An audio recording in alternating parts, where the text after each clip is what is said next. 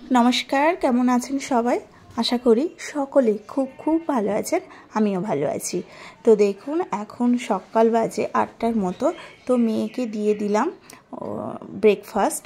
আজকে বানিয়েছিলাম রুটি আর বানিয়েছিলাম মসুরের ডাল, সাথে দিয়েছিলাম পেঁপে। তো ওকে ওটা খাইয়ে নিয়ে এখন যাব ওর টিউশানে। ওর আজ টিউশান আছে। তো ওর যেহেতু এখন এক্সাম চলছে, পড়াটা একটু চাপের মধ্যে দিয়ে রয়েছে।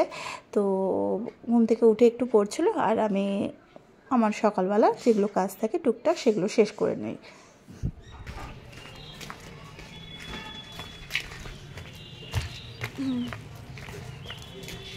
মামা দাঁড়া, এই যে দেখুন আমার কুচকুচোনাকে নিয়ে আমি চললাম বলতে আমি যাচ্ছি এখন মেয়েকে টিউশনে দিয়ে আসতে। এখনই 8টা মতো বাজে, যাচ্ছি একটু, তাই না? সোয়েটার পরতে ইচ্ছে করছিল নাকি? কি বলছো? সোয়েটার পরতে ইচ্ছে করছে না। তোমার বাড়ি থেকে দেবো 10 মিনিট হাঁটা পথ, হেঁটেই যাচ্ছি।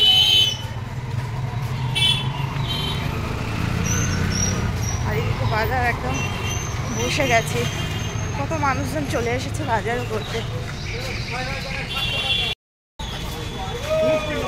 এটা রাস্তার পাশে বাজার, এখানে বসে।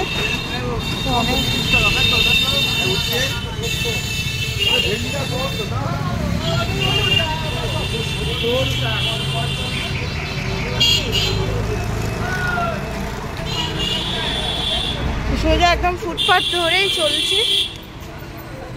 হাফ রাস্তা তো এসে গেছি, বাকি আরো হাফ রাস্তা যেতে হবে।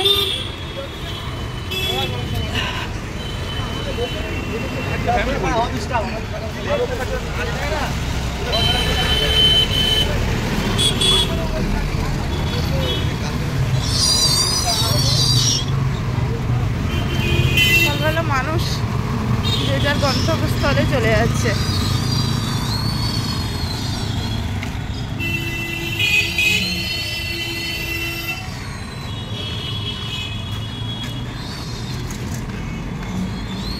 অনেকক্ষণ হয়ে গেল মামা,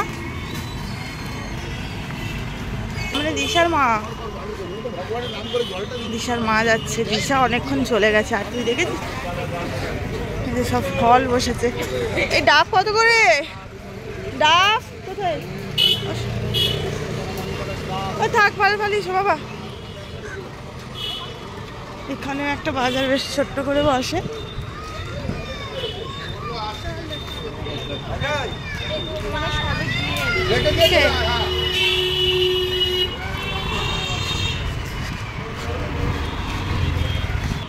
আজকে কিন্তু কার্তিক পুজো, তাই তো? হ্যাঁ, ওই যে কলা গাছগুলো বিক্রি হচ্ছে দেখে আমার মনে পড়ে গেল যে আজকে কি কার্তিক পুজো।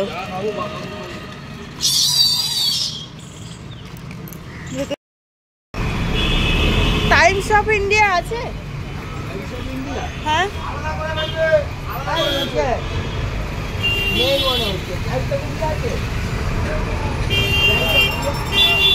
দাও একটা।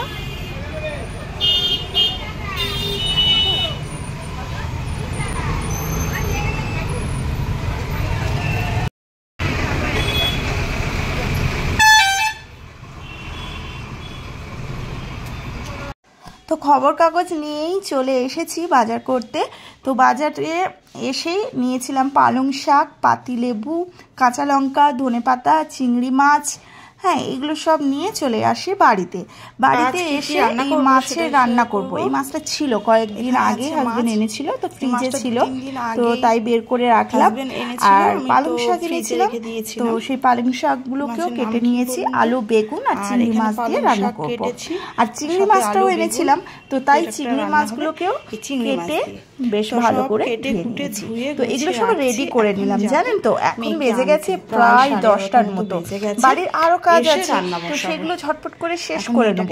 আর আজ হচ্ছে শনিবার, মেয়েকে আনতে যেতে হবে, আমাকেই যেতে হবে, তো তাই ভেবেছি এগুলো কেটে কুটে গুছিয়ে রেখে যাই, আগে মেয়েকে নিয়ে আসি তারপর রান্না করব। তো সেই মতো করে চলে গেলাম মেয়েকে আনতে। এখন বেজে গেছে প্রায় 11:30টার মতো, তো মেয়েকে নিয়ে যাব, তারপর বাড়িতে গিয়ে রান্না করব।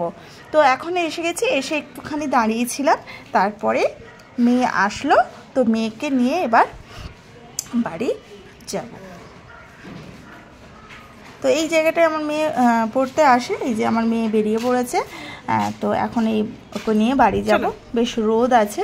আর আরও একটা কথা হচ্ছে, মেয়ে না সকাল থেকে শরীরটা ভালো ছিল না, ঘুম থেকে উঠেই বেশ মানে ওর নাক দিয়ে সর্দি পড়ছে, বলছে মাথাটা খুব ব্যথা, না ভালো ছিল না। তো যাই হোক, তারপর সরাসরি একদম বাড়িতে আসি, বাড়িতে এসে রান্না করব বলে সব রেডি করে তো রেখেছিলাম, আর এখন রান্নাটা শুরু করছি। আর এদিকে আমার মেয়ের বলছিলাম শরীরটা ভালো নেই, আমি বললাম একটা দিন দেখি কেমন কী হয়, তারপরের দিন আমি ডাক্তার দেখাবো।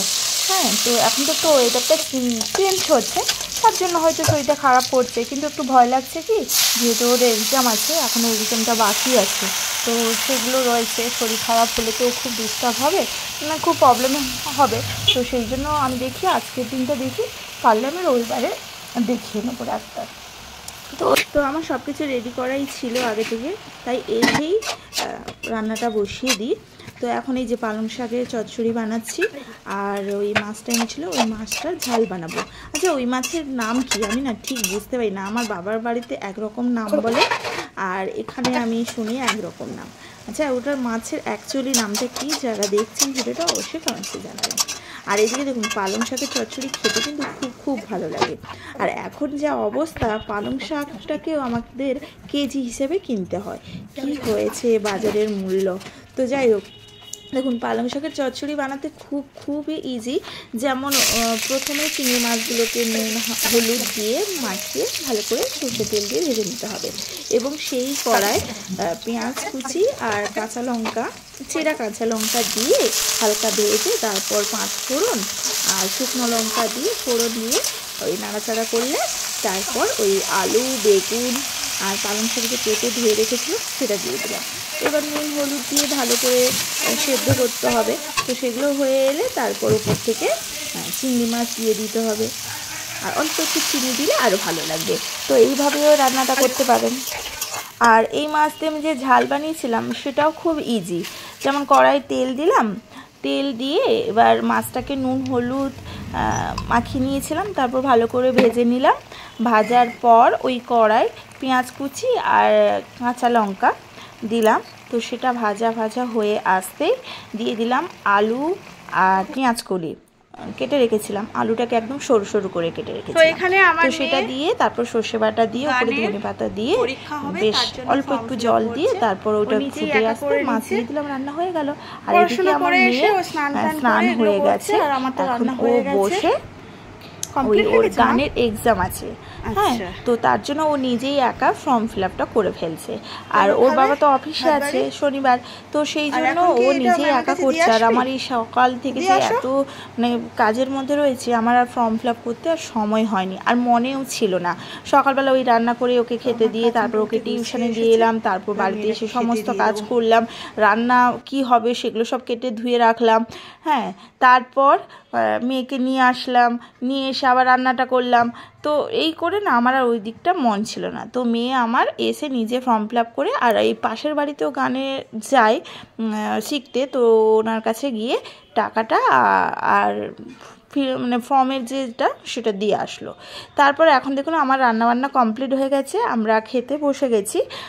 তো আজকে এই রান্না পালং শাকের চচ্চড়ি আর মাছের ঝাল, কিন্তু খেতে খুব ভালো হয়েছিল। তো আমরা খেয়েছিলাম। আর এই দেখুন মেয়ের শরীরটা একদম বলছিলাম তো ভালো নেই, তো মেয়ের অনবরত নাকে জল পড়ছে।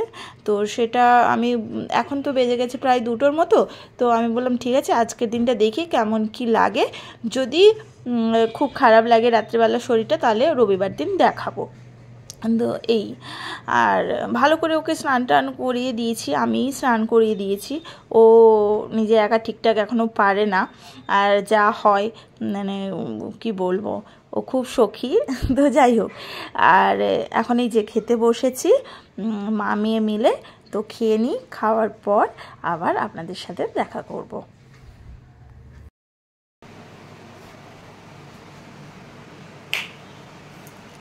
তো মেয়েটা ঘুমিয়ে পড়েছে, খাওয়া দাওয়া হয়ে গেছে। আমি এবার জানালাগুলো বন্ধ করে দিই, দিয়ে আমিও একটুখানি ঘুমিয়ে পড়বো। এখন প্রায় অনেকটাই বেজে গেছে, সেই ধরুন 2:45 মতো মনে হয় বেজে গেছে। জানালাগুলো সব বন্ধ করে দিই। এই ঘুম থেকে 7টা থেকে উঠেই বাজার করা, রান্না করা, মেয়েকে স্কুলে দিয়ে আসা, টিউশনে দিয়ে আসা, এসে ঘর পরিষ্কার করা, বিছানা গোছানো, এই হয়েছে। এই যে আমার পুষ্কুটা ঘুমিয়ে পড়েছে, আমিও এবার একটুখানি রেস্ট নেবো। চুলটাও আমার আঁচড়ানো হয়নি, ভেজা আছে, শুকুক। এখন আমি একটুখানি শুয়ে পড়বো। শুতে ভালো লাগে না, দিনের বেলা আমি ঘুমাই না। তবে আজকে এত রোদের মধ্যে ঘুরেছি না, বাজার করলাম, মেয়েকে দিয়ে এলাম, আবার যে নিয়ে এলাম, তারপর আজকে ভালোই রোদ ছিল। যাই হোক, ভিডিওটা কেমন লাগলো অবশ্যই কমেন্টসে জানাবেন। ভিডিওটা আর বড় করছি না, এখানেই রেখে দিচ্ছি। আপনারা সকলে ভালো থাকবেন, সুস্থ থাকবেন আর সাবধানে থাকবেন। আমার এই যে পুচকুসোনা ঘুমিয়ে পড়েছে, আর আমিও এবার একটু ঘুমিয়ে পড়বো। তো এখনকার মতো টাটা, বাই।